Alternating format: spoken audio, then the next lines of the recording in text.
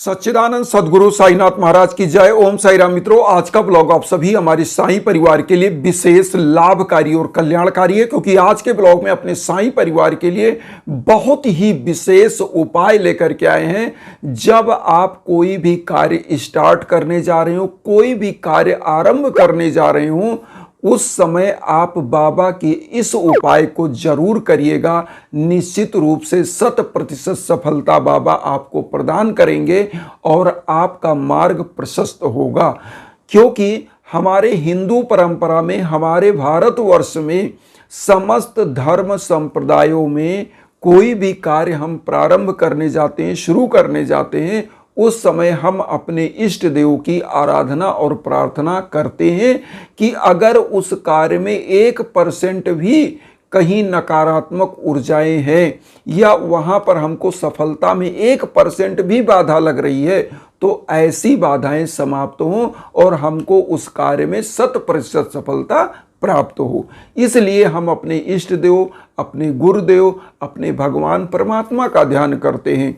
तो आज जो हम उपाय लेकर के आए हैं, इस उपाय में किसी भी कार्य को स्टार्ट करने के पहले, शुरू करने के पहले ही अगर हम कुछ ऐसे उपाय कर लें कि अगर उस क्षेत्र में, जिस दिशा में हम प्रयास कर रहे हैं, चाहे बिजनेस व्यापार हो, चाहे नौकरी का क्षेत्र हो, संतान प्राप्ति, विवाह, कुछ भी अगर दिक्कतें आने की संभावना है या आ रही हैं, तो उस कार्य को शुरू करने से पहले ही हम कुछ उपाय कर लें तो उससे 100% सफलता बाबा हमको देते हैं।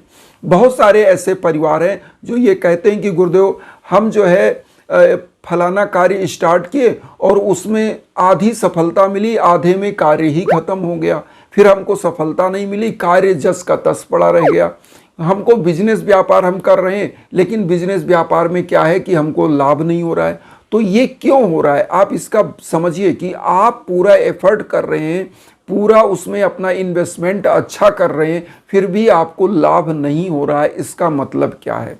इसका मतलब है कि कहीं ना कहीं नकारात्मक ऊर्जाएं जरूर आपके ऊपर या आपके उस व्यवसाय पर हावी हैं।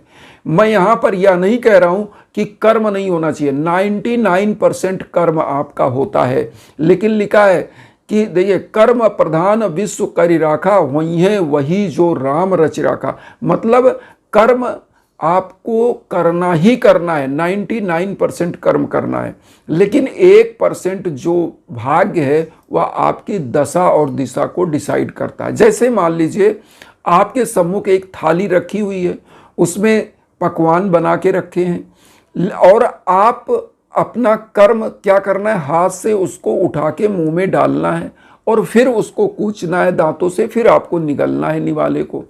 तो ये कर्म हो गया। मतलब कर्म, और भगवान ने थाली में आपको दिया है, लेकिन जब आप हाथों को लगाएंगे नहीं तो वह उड़ के तो मुंह में जाएगा नहीं। लेकिन अब यहाँ पर आपको भाग्य की बात बता रहे, थाली आपके सामने रखा है और अचानक से उसमें कुछ गंदगी, धूल गर्दा उड़ के आके गिर जाए, तो क्या उस खाने को आप खाएंगे? आप तुरंत हटा देंगे। इसका मतलब कि आपके भाग्य में अगर वह चीज़ थी और कोई नकारात्मक चीज़ आ गई तो वह मिलेगा भी नहीं, जब तक कि परमात्मा की कृपा नहीं बनती। उसी को हम भाग्य कहते हैं। तो आज जो हम उपाय लेकर के आए हैं, इसी चीज के लिए लाएं, केवल 1%, और 1% के लिए पूरी दुनिया परेशान है, उसी 1% के लिए। क्योंकि 99% तो सभी एफर्ट कर रहे हैं, सभी प्रयास कर रहे हैं, लेकिन सफलताएं 100% तभी होती हैं कि जब वह 1% भी मिल जाए 99 में, तो वह 100% हो जाता है। तो इसीलिए सभी लोगों को सब कुछ कर्म करते हुए अपने आराध्य देव के लिए कुछ प्रार्थना जरूर करनी चाहिए। आज जो हम उपाय लेकर आए हैं, हमारे सदगुरु साईनाथ का यह उपाय है। मान लीजिए कोई कार्य आप स्टार्ट करने जा रहे हैं, उस कार्य को मन में रखिए, किसी को ना बताएं, उसको गुप्त रखिए, और जब भी कोई पूजा पाठ करें तो वह भी गुप्त रखें, क्योंकि यह प्रचार का विषय नहीं होता है कोई भी पूजा पाठ, कोई भी कार्य, क्योंकि नकारात्मक ऊर्जाएं किसी के द्वारा भी आ सकती हैं। किसी की दृष्टि में भी नकारात्मक ऊर्जा हो सकता है आप कोई कार्य करने जा रहे हैं, उसमें नज़र की भी बाधा लग, अरे ये कार्य करने जा रहे हैं, इतने बड़े हो जाएंगे, ऐसे हो जाएंगे, तो वहाँ भी नज़र की बाधा, वह एक नकारात्मक ऊर्जा आपको उस कार्य में डिफीट करने लगती है और आप उधर आगे बढ़ नहीं सकते। तो यहाँ पर एक चीज़ है, सब कुछ चुपचाप करना है। सबसे बड़ा ध्येय आप ये बना के चुपचाप गुप्त रूप से आप अपनी मनोकामना जो आप कार्य करने जा रहे हैं मन में धारण करिए। कुछ चीज़ें आपको लेना है, जैसे एक नारियल लेना है, और यह उपाय गुरुवार के दिन करें तो सबसे बेहतर रहेगा, क्योंकि गुरुवार का दिन भगवान गुरु का दिन है। और हम लोग जितने भी कार्य करते हैं इस धरा पर, मैं सबकी बात बता दूं, कहीं ना कहीं वह अर्थोपार्जन के लिए ही करते हैं। बिजनेस व्यापार करते हैं तो अर्थ के लिए करते हैं, अगर नौकरी करते हैं व्यवसाय करते हैं तो अर्थ के लिए करते हैं। तो इस भौतिकतावादी युग में अर्थ प्रधान युग है, तो अर्थ के लिए ही जब कर रहे हैं तो यहाँ पर करना क्या है आपको, इसीलिए मैं यह उपाय बता रहा हूँ। इसमें कुछ चीज़ें आप समझिए। इसमें एक नारियल आपको लेना। नारियल क्यों लेना? नारियल जो है माँ लक्ष्मी का प्रतीक है। नारियल को श्रीफल बोलते हैं। और जो उपाय आप कर रहे हैं वह गुरुवार को क्यों कर रहे हैं कि भगवान गुरु मतलब भगवान विष्णु का भी दिन है, गुरु का दिन है, और भगवान विष्णु के चरण कमल में माँ वैभव लक्ष्मी निवास करती है। तो कोई भी व्यवसाय, कोई भी बिजनेस, कोई भी नौकरी, या आप संतान की भी चाहत रखते हैं तो भी भगवान की कृपा, भगवान विष्णु की कृपा, साईनाथ की कृपा बनती है तो संतान भी होती है। और शादी विवाह का तो कारक भी माना जाता है गुरु को। तो गुरुवार का दिन अगर आपकी शादी विवाह में भी दिक्कत है तो वह भी मनोकामना पूर्ण होती है। तो कैसे करना है आप यह जान लीजिए। मान लीजिए कोई भी कार्य, आप किसी बच्ची की शादी देखने जाने चाह रहे हैं तो उसके पहले ही यह उपाय कर लें। आप कोई अपना घर बनाना चाह रहे हैं तो भी इसके पहले यह उपाय कर लें। आप कोई बिजनेस व्यापार करने जा रहे हैं उसके लिए भी यह उपाय, आप यही सेम उपाय करना है। मैं आपको बताने जा रहा हूँ। जो आपको एक नारियल लेना है, गुरुवार के दिन यह उपाय करना है, और उसके बाद एक लोटा जल ले लेना है, घी का दीप ले लेना, धूप बत्ती ले लेना है। इतना चीज़ आप ले लीजिए। और सबसे मुख्य चीज़, आप इस दिन बाबा के मूल मंत्र को ध्यान रख लीजिए, श्रद्धा और सबूरी। श्रद्धा और सबूरी अगर आपके मन में है तभी आपको कोई भी पूजा फलीभूत होता है, क्योंकि विश्वासम फलत सर्वदा, विश्वास है तो फल है, वरना पूजा का कोई मतलब ही नहीं है। तो विश्वास के साथ, श्रद्धा और सबूरी के साथ उस दिन गुरुवार के दिन आप ब्रह्म मुहूर्त में सुबह उठिए, नहा धो करके एक नारियल, भोग लगाने के लिए पीला लड्डू, पीला पुष्प बाबा को अर्पित करने के लिए घी का दीप, धूप बत्ती और एक लोटा जल, और सब कुछ लेकर के पीला हल्दी ले लीजिए, हल्दी पाउडर, और नारियल पर आप स्वास्तिक का निशान बना लीजिए।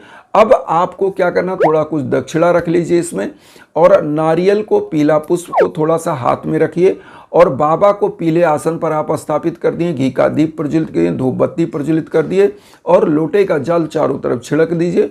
उसके बाद आप नारियल, दक्षिणा और पुष्प लेकर के, और उसमें पीला हल्दी जरूर स्वास्तिक बना दीजिएगा नारियल में, और वहाँ पर भगवान के सम्मुख आप यह बोलिए कि प्रभु हमारी अमुक क्षेत्र में सफलताएं हमको दीजिए। जो भी आप यहाँ पर कार्य करने जा रहे हैं बाबा के श्री चरणों में इसको अर्पित कर दीजिए, पुष्प, दक्षिणा और नारियल को।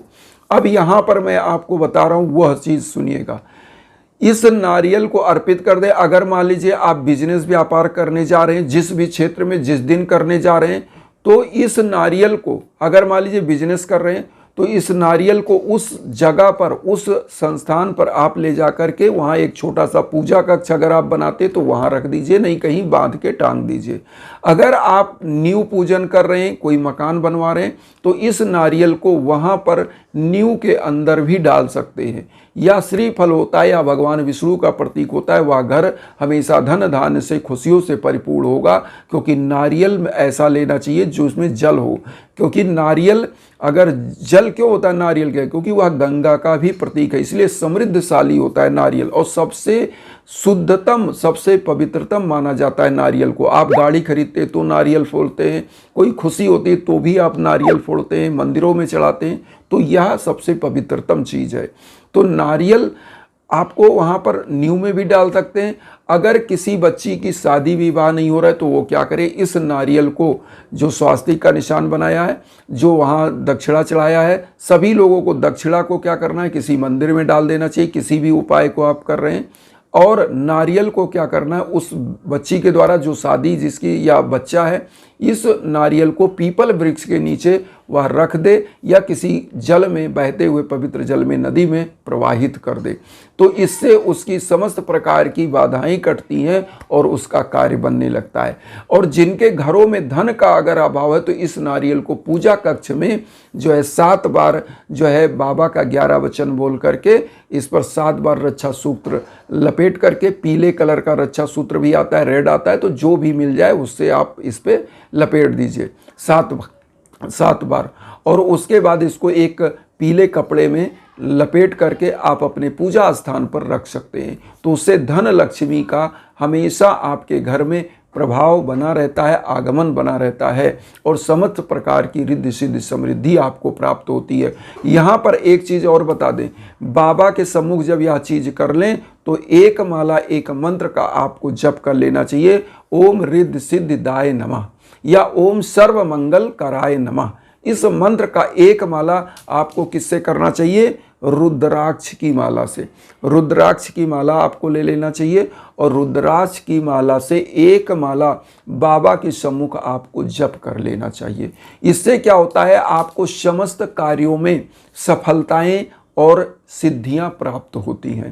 तो बाबा का कोई भी एक नाम, एक मंत्र जो आपको आए, जो हमने बताया वो, या कोई आप चाहें तो उस मंत्र का जप करें और गरीबों दीन दुखियों को थोड़ा सा दान दक्षिणा करें। यहाँ पर एक चीज़ और हम आपको बताएंगे, अगर किसी भी कार्य में सफलताएं नहीं मिल पा रही हैं तो उसके लिए अपने नाम गोत्र पर संकल्प कराकर यज्ञ याजन हवन जरूर कराना चाहिए। उससे आपके समस्त प्रकार के पाप कर्म समाप्त होते हैं, नकारात्मक ऊर्जाएं समाप्त होती हैं। और इसीलिए हम इंस्टाग्राम का लिंक आपको वीडियो के बीच बीच में देते हैं कि आपको कहीं भटकना ना पड़े। यज्ञ याजन हवन के लिए आप हमारे इंस्टाग्राम पर आ सकते हैं, जो दिव्य हवन होता है, और उसके लिए आप संपर्क कर सकते हैं, मैसेज कर सकते हैं, कॉल कर सकते हैं निसंकोच। अगर कुछ समझना भी चाहते तो उसके लिए भी कर सकते हैं। तो इंस्टाग्राम का जो हमारा लिंक है pathak.abhay015, इस पर आप संपर्क कर सकते हैं। और यज्ञ याजन हवन जब होता है आपके नाम गोत्र पर संकल्प होकर के, मंत्र जप होके, तो निश्चित रूप से वह ऊर्जा आप तक पहुंचती है, चाहे आप विश्व के कोने कोने में कहीं हों। तो ये अपने आप में सबसे ज़बरदस्त कार्य है, क्योंकि यह वैदिक तरीके से होता है। और इन्हीं भावनाओं के साथ एक चीज़ और कहेंगे कि वसुधैव कुटुंबकम की जो भावना हम लेकर चल रहे हैं, उसमें आप सभी लोग चैनल को सब्सक्राइब करके हमें भी परिवार बनाइए। उन साईं भक्तों तक वीडियो को जरूर शेयर करिए जो किन्हीं कारणों से कष्ट में, दुख में। इसी भावना के साथ ओम साईं राम।